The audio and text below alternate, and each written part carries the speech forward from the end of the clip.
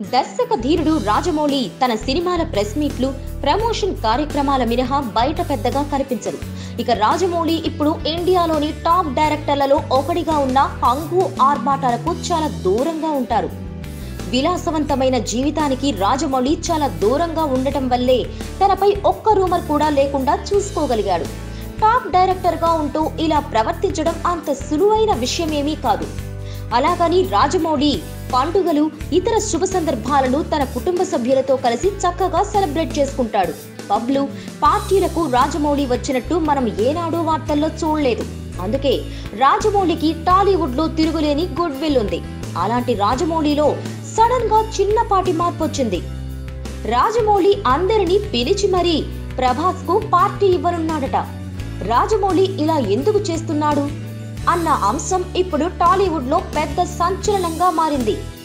బాహుబలి కోసం దాదాపు 4 ఏళ్లు జక్కన్నకు అర్పించి ప్రభాస్ పడ్డ కష్టానికి రాజమౌళి ఇలా కృతజ్ఞత తెలుపుతున్నాడని చెప్పుకుంటున్నారు. ఇలా ప్రభాస్ తన కష్టంతోనే రాజమౌళిని మెప్పించాడని, అందుకే రాజమౌళి ఇలా ప్రభాస్ కు పార్టీ ఇస్తున్నాడని ఇండస్ట్రీ ఇన్నర్ టాక్.